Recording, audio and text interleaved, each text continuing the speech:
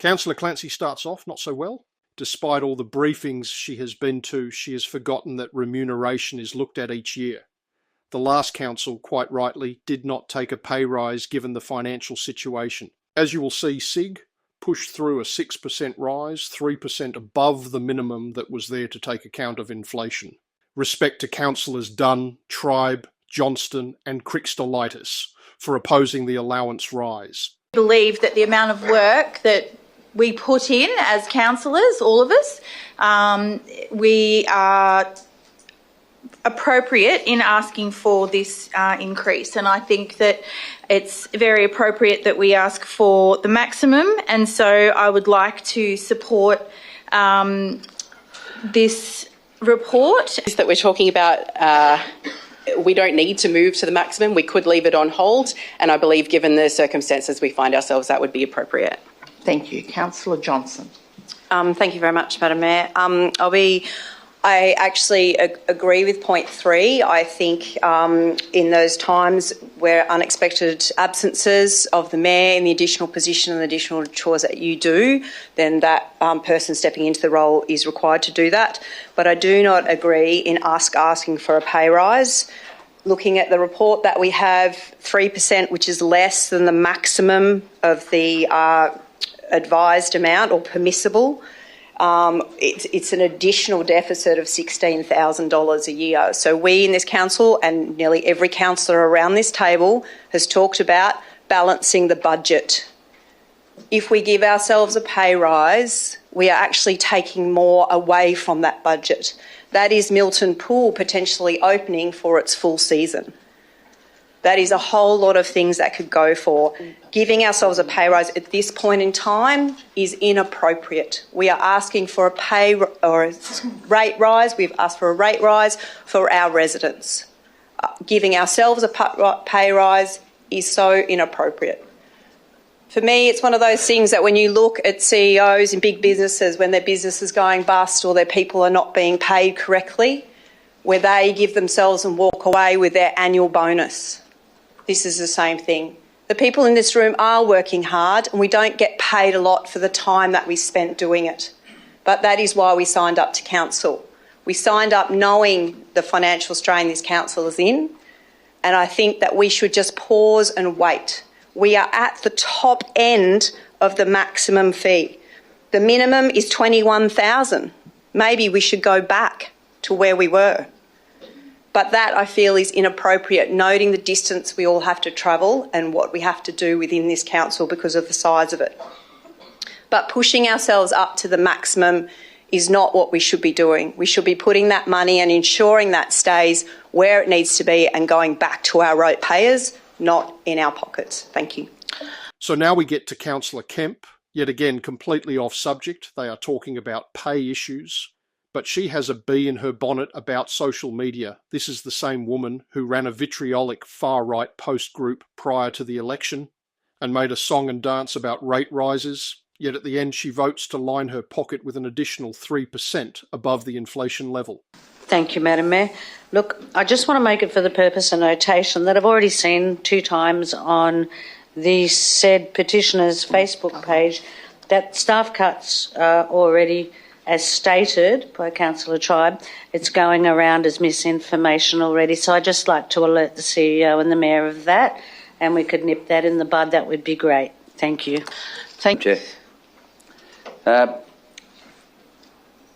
Currently, a councillor is paid an allowance of $627 per week. And should we accept the increase, it goes up to $670 per week. And that is basically keeping in touch with inflation. That's all it does. It's a very meagre amount, very small increase. Well, it's not really an increase, it's just keeping up with inflation. So it's zero, you may as well say. It has almost no impact on a budget. When you look at the millions of dollars, I'll ask through you to the CEO, what's the total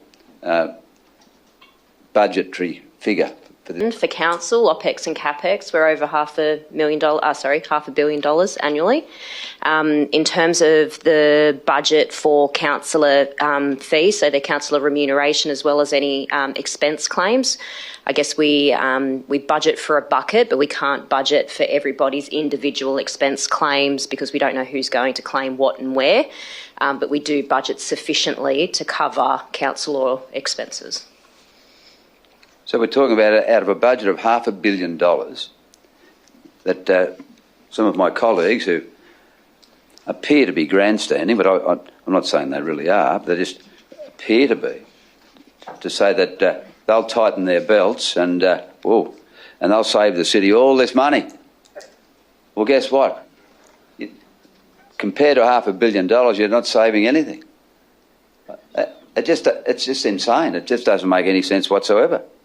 It's penny wise, pound foolish, as my old mum used to say.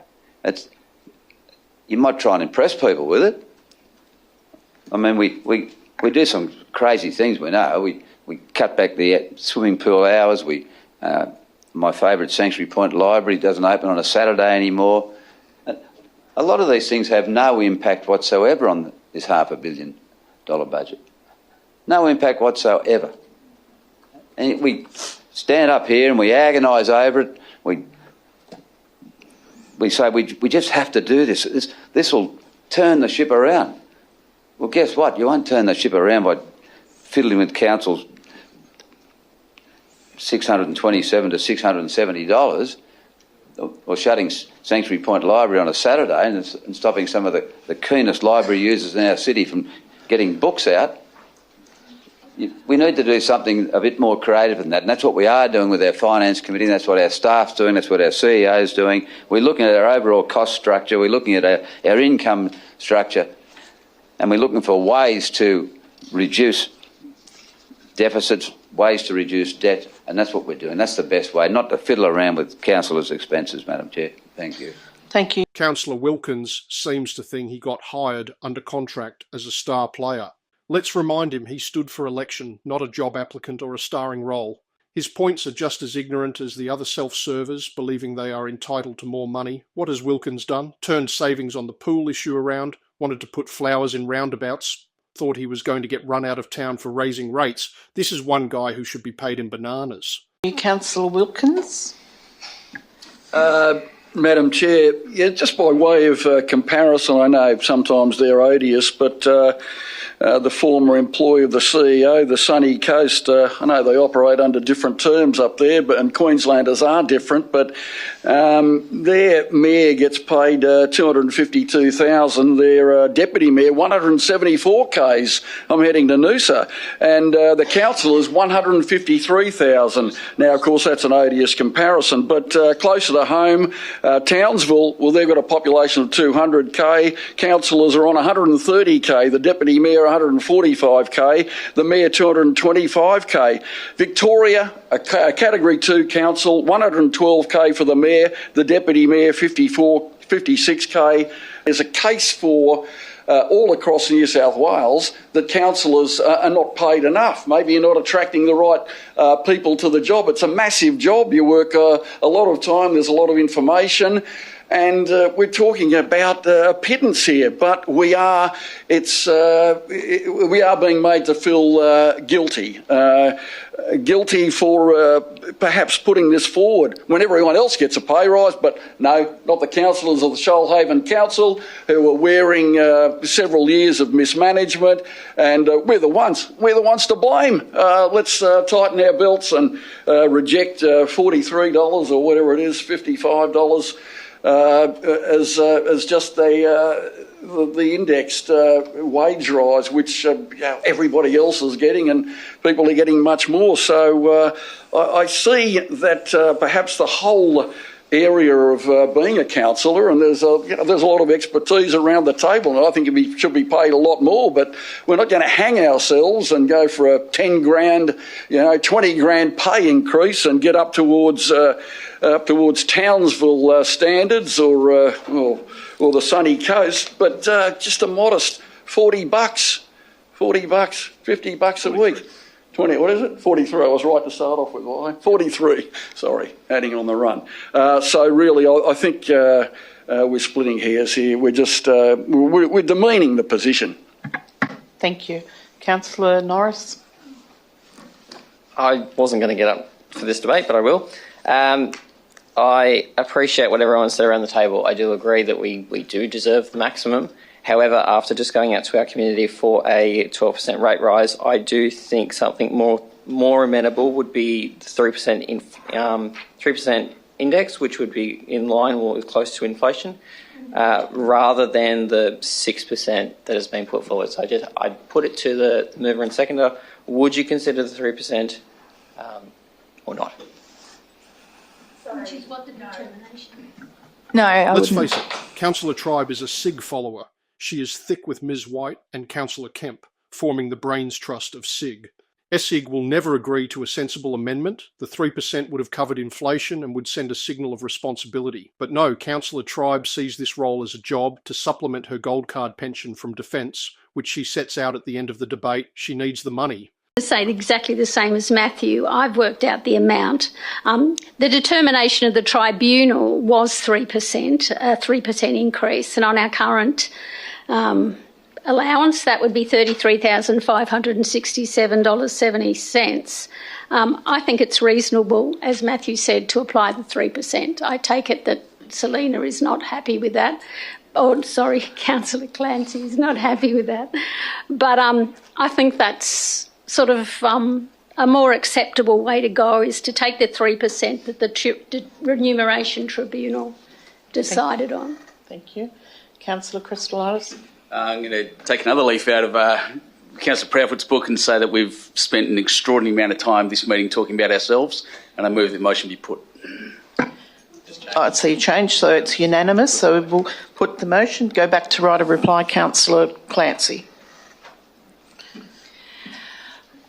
I agree. We have spent too much time talking about ourselves, but I not surprised every time we get up and have a debate about something like this, it gets politicised, and that's not what we need. We need to change that culture around this table. We need to change the culture of politicising every issue, because it's not about that. It's about serving our community. What we should be doing here now is accepting that the community do accept that 6% pay rise for us.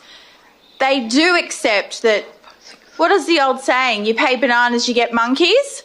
I think we need to start actually working on lobbying to the government to have our pay increased. Do the staff get a pay increase when we complain? No, because they're working hard.